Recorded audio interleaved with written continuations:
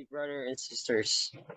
For today's video, uh, let's continue the story of Joseph, mga kapatid. No?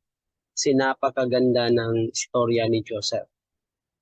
Uh, Sometimes, mahalin tulad natin siya sa ating sarili. It's because of his struggles or mga napagdaanan ni Joseph. No? So, let's go back muna mga kapatid sa part 1. No? So Joseph grew up as a clear favorite of his father, na si Jacob. So he was the firstborn of Raquel, ang favorite na asawa ni Jacob.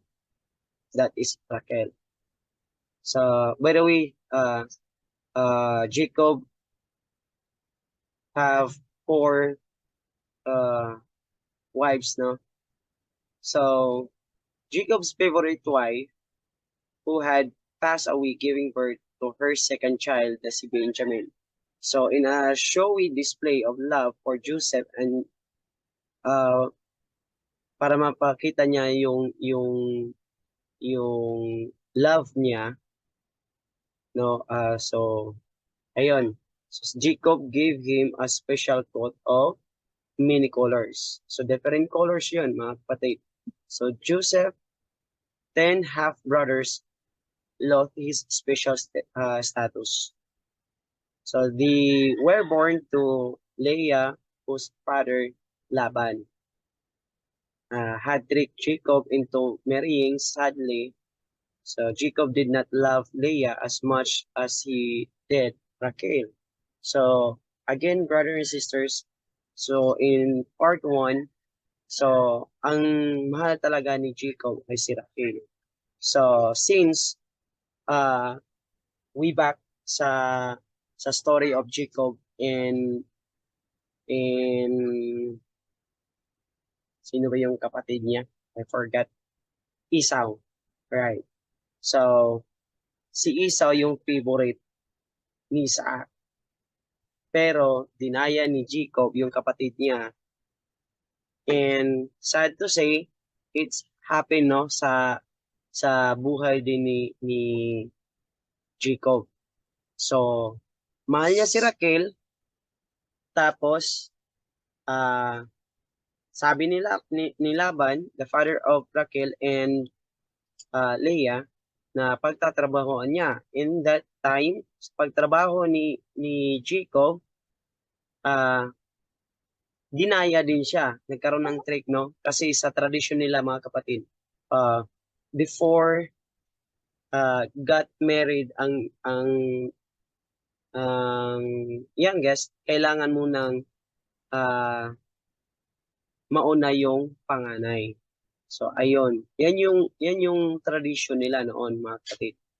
So ang ginawa ni Laban kay Jacob, gumawa siya ng trick, no? Pinatabi mo muna ni Laban si Leah kay Jacob. So that is happen, no? Ayun, so again, Laban had tricked Jacob into marrying. Sadly, Jacob did not love Leah as much as he did Raquel. So, hindi talaga niya mahal si Leah. But that is the tradition. If you love Raquel, magtatrabaho siya ulit para makuha niya si Raquel. So, nagtatrabaho ulit si Jacob sa ama nila.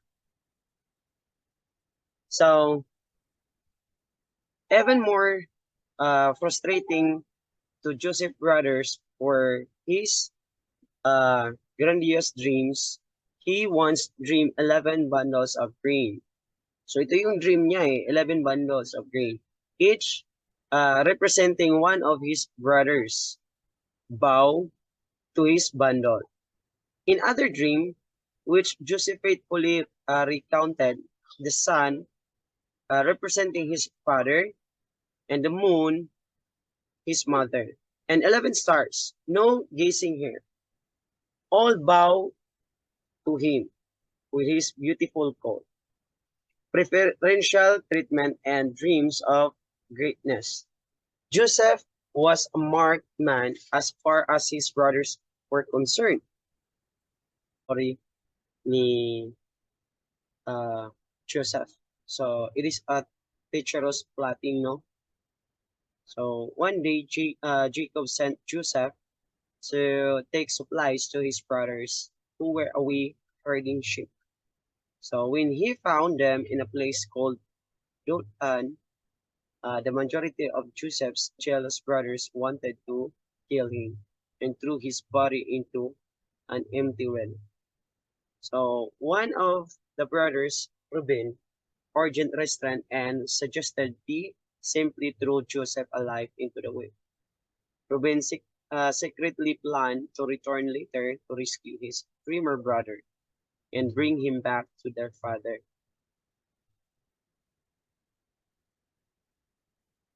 And uh, the brothers agree and threw Joseph into the well. But before Reuben could rescue the boy, instead the brothers sold him as a slave to some passing merchant who were heading to Egypt. So ito yung nasabi ko noon, no? Last video. So ibinenta si Joseph sa kanyang mga kapatid. So isa sa mga kapatid pala ni Joseph is has plan, no, to rescue. Ito yung pang-anay kapatid ni Joseph na si Reuben. So the brothers decided to explain Joseph's disappearance to their father Jacob by staining his coat with goat's blood. So ayun, when Jacob saw the coat, he was understandable or devastated and convinced his favorite son was dead. So meanwhile, Joseph had gone from a spoiled, privileged son to a powerless slave heading for a foreign land. So in part 3, upon arriving in Egypt, the merchant sold Joseph as a slave to Potiphar. So the captain of Pharaoh's guard, Joseph, did a great job working for Potiphar, and he was soon promoted to head of the entire household. Joseph was put in a charge of everything Potiphar's own. Lahat ng pag-aari ni Potiphar, uh, sa kanya na rin, no? Dahil pinagkakatiwalaan siya ni Potiphar, especially sa kanyang wisdom and knowledge na nasa kay Joseph. So things were looking up for Joseph, but a certain member of Potiphar's household was about to undo all his success. So, sino ba yung gumagawa ng ganito para kay Potiphar? So Joseph was a good-looking guy and his master's wife had noticed. In fact, she was so enamored with him that she tried on several occasions to get him to sleep with her. So that is the plan of wife ni Potiphar, brother and sisters now. So Joseph refused, saying that his master had entrusted him with everything except his wife, and that sleeping with her would be signing against God.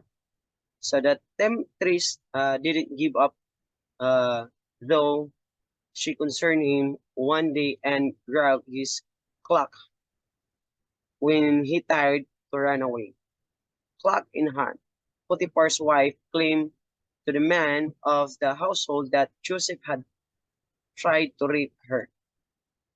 So through that, brothers and sisters, in part 4, faced with his wife while claim about Joseph, Potiphar had little choice but to have Joseph thrown into prison. Joseph was innocent of any crime, rose to the occasion. He impressed the prison warden so much that he put Joseph in charge of the other prisoner. While in prison, Joseph interpreted the dream of two fellow inmates. So, ito yung sinasabi ko na nakasama niya sa kulungan, brother and sisters, no? So, Pharaoh's cupbearer and his chief baker. So, the cupbearer had about serving Pharaoh freshly squeezed grape juice was a sign he would be restored to his former position. So Joseph told the baker that his dream of birds eating bread out of baskets, intended for the Pharaoh, unfortunately pointed to his impending execution. So, yan yung dream ng isa sa mga kasama ni Joseph, no, sa kulungan. Pero Joseph interpret the dream of baker na kakainin lang siya ng mga ibon. So both prediction came true. The baker was executed and the birds feed on his corpse. While the cupbearer was reinstated, he promptly forgot all about Joseph, which was particularly ungrateful since Joseph had specifically asked him to petition Pharaoh for his release. Kasi sinabi ni Joseph sa kanya na kapag makalaya ka, pwede ba sabihin mo na nandito lang ako at ako ang nag-predict sa mga dream niyo. So, second in command, it was until Pharaoh himself had a bad dream 2 years later that the forgetful cupbearer thought to mention Joseph. So Pharaoh dreamed of 7 skinny cows eating 7 fats, once the 7 wither ears of grains consuming 7 fat ears. When Pharaoh officially failed to interpret the dreams. So the restore's cupbearer remembered Joseph and suggested his wisdom be sought. So siya yung nag-suggest na si Joseph ay merong kakayahan to interpret the dreams. So Joseph revealed the Pharaoh that his dream would herald in 7 years of plenty presenting a famine that would also last 7 years. He suggested the Pharaoh think ahead and stockpile grain in preparation for the predicted famine 7 years in the future. So the interpretation of dream combined with the good counsel he received made a great impression on Pharaoh, who decided to make Joseph his second in command in Egypt. So imagine, binigyan pa ng position si Joseph, brothers and sisters. So Joseph went on to supervise the stockpiling of grains in preparation for the great famine that was coming. At 30 years of age, Joseph had ascended to the second most powerful position in the land. So that is part 1 to part 4, part 5, brothers and sisters. I hope na meron tayong natutunan the story of Joseph kasi napakalaking bagay po na malaman natin ang story of Joseph, brothers and sisters. It's because it is reflected also to ourselves, no? Na even though ang dami natin mga trials na nadaanan as of now, but always remember God is with us.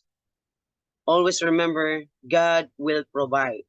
Always remember God has plan for us. So mababasa natin yan sa Jeremiah, brothers and sisters, no, na plans to prosper, not to harm us, but to give a good future, brothers and sisters.